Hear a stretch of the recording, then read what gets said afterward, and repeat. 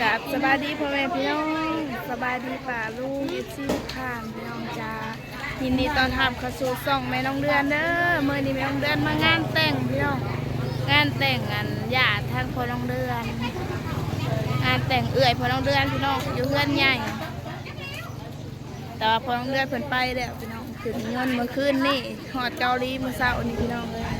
น้องเดือนก็มากับน้องสาวแต่น้องสาวน่ะเป็นเสี่ยวกับเจ้าสาวอยู่เทิงเรือนแม่เดือนก็เลยเฮ็ดเวียกอยู่รุมตอนนี้ก็คือสีออกมาหลัดเคยพี่น้องเป็นประตูเงินประตูทองอีกแล้วมานอีกแล้วแม่น้องเดือนบรรยากาศในงานคนก็ร้ายอยู่พี่น้อง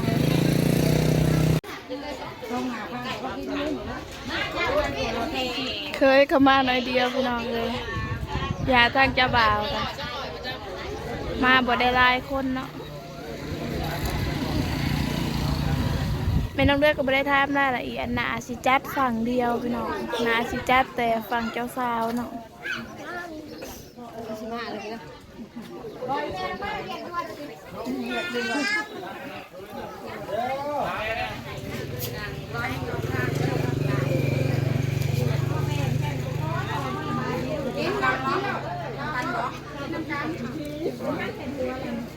นะแม่เจ้าสาว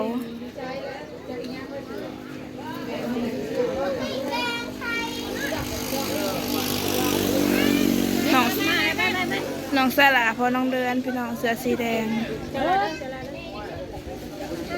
จะไปมึงมาเขาแม่กินกับปุ่นอยู่เอาดาดเดียวเดี๋ยวเบิ่งเขารวยเฮ้ยเดี๋ยวเพิ่นลาอยู่นี่เนาะหลัดอยู่นี่นะ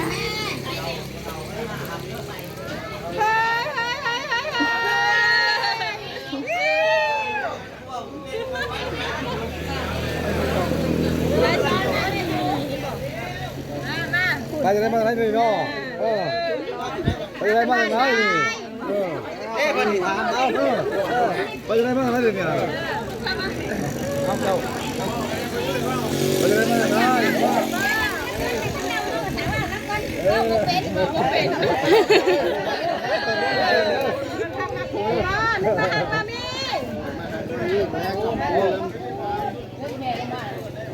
มาหางมาพี่มาครอบดูเต่าเลยเนาะผมมีใครจ้างเขาย่างมันประจานนี่ก็ดี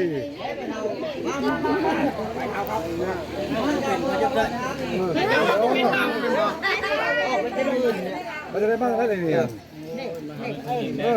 มาครอบดูเต่าล้อมาจะบ้านได้เลยนี่เมืองไหนมายังแหละ ไปเมืองมาบ้านเมืองมันตะวันมาตะวันทางเมืองมีบ่นี่แนวออกแล้วมาพอรู้เต่าผมต้องมีค่าจ้างเขาย่างบูจางไม่เนาะเขามีค่าจ้างไม่เนาะเขาให้เพิ่นเห็นอะไรคันบ่มีค่าจ้างค่าดอกย่างกับบ่จ้างเอาบุหรี่ใบบ่เอาผู้ละใบแล้วจังปล่อยช่องเดียวแล้วยังอีกไม่ต้องให้บุหรี่ใบให้เราไม่เนาะบ่ได้ผู้ละอันแล้วบ่ปล่อย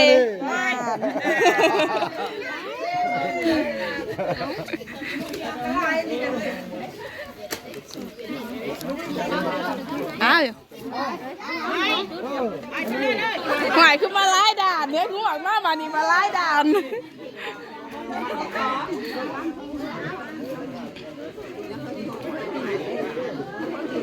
โคตรตีนจกหายเลยไปเลยจกหายเลยไล่ไม่ได้แห่งโคตรตีนโคตรตีนใครโอ้ยบนใครเนี่ย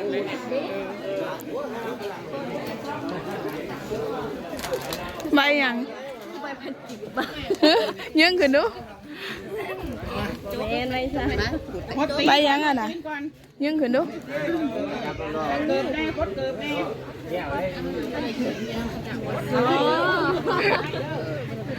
น้ำมันขี้ใส่ผืนนุ่นแกะเลยตีอะไร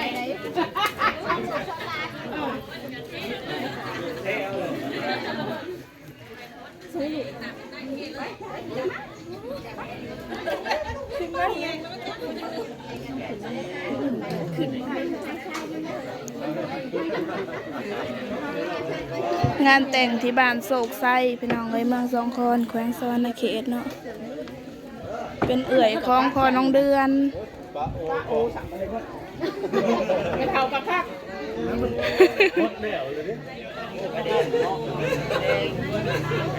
อันนี้เป็นเฮือนใหญ่เฮือนโก๊กเฮือนเขาเฮือนแม่เฒ่าใหญ่ของพอน้องเดือน อย่าไปเที่ยวโต๊ะเลย ใบพัดใบพัด จากใบ เอาออกขับเลยตัวให้รุ่น อุ้ย 5,000 กีบ 10,000 กีบของป้ามวยเด้ กันนั่นแหละกันนั่นเด้ อันนี้สิประมาณใบ20,000 แกะดูเลยลูกแกะดู เอาแกะบ้างน่ะใบ20อันนี้ เมื่อมันดวงดีวะมันใบ10นี่แหละดูไหม ดุนพี่น้องซ่องอันประตูเงินประตูทอง ไม่มีเฮ็ดเลยไม่เพิ่นกีบด้วยนะคะ ซองได้แล้วใบหยัง หนาเด็บ 11,000 หนาทางนี้ไปได้10 เมตร เหล็กมา ทางนี้ซ่าแล้วดิ ได้11,000เหล็กมา เด็กไทยไม่วันนี้เอาไหมไป บรรยากาศในคนกันลายอยู่มันสวยแล้วคนกับเมื่อน้ำเลยเดี๋ยวจะพาขึ้นไปเบิ่งทางเทิงพี่น้องเลยปะ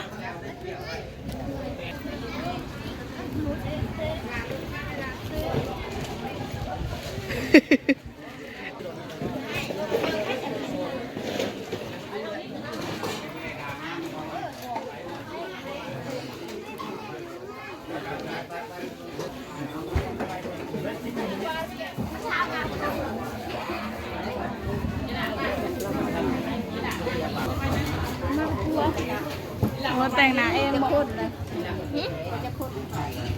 เอาคนเดียวนะเอาหน่อยมีเงินเลี้ยงไหม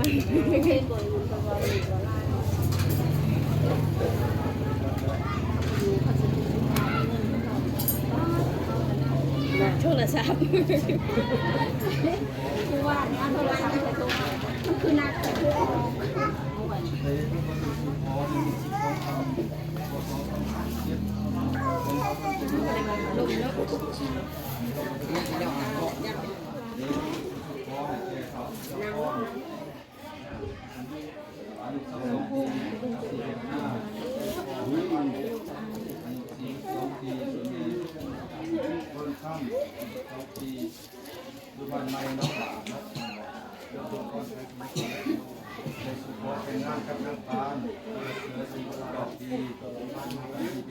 ถือแม่นี่เป็นไล่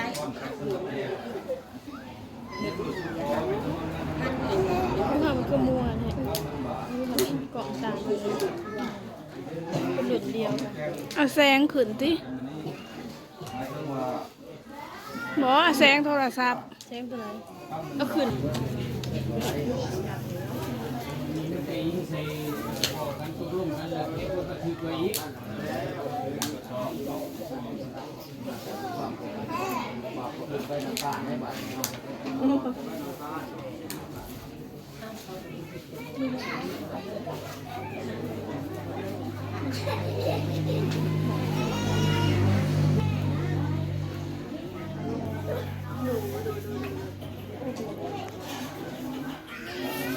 เจ้าบ่าวเจ้าสาว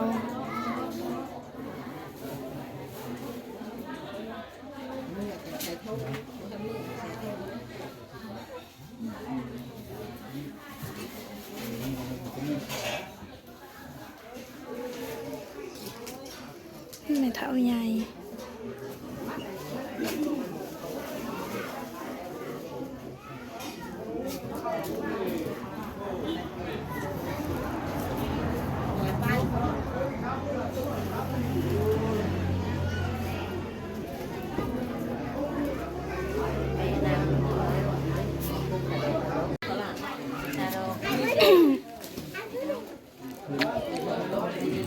ขาดอง50 ล้านคำบาทหนึ่งพี่น้องเลย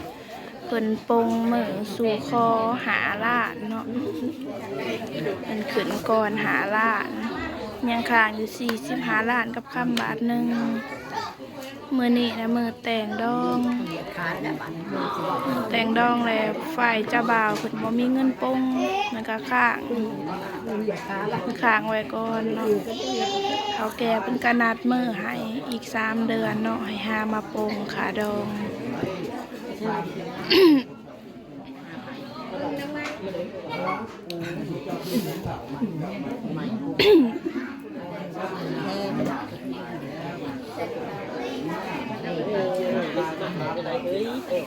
ไม่ใหญ่นะสิเป็นแม่เจ้าบ่าว เท้าย่ามาพี่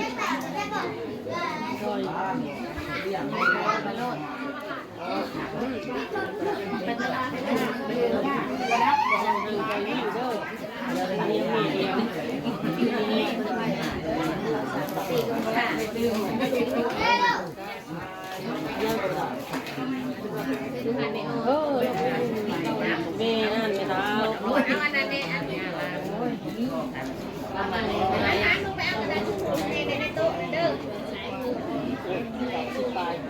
เอาขึ้นมาไปชมเด้อเราก็ยังไงแล้วก็ทำเข้าก็ยังมีเครื่องหอมเอาถึงสูตรใหม่แต่เราก็ยังเป็นร้านหลังไม่ได้เขาเลยเขาลังไม่โต๊ะเลยเด้อน่ะเกือบยังรักเก็บแย่งอยู่ก็ใครแหละอะไรสิคุยมันอ๋อจะมาเลี้ยง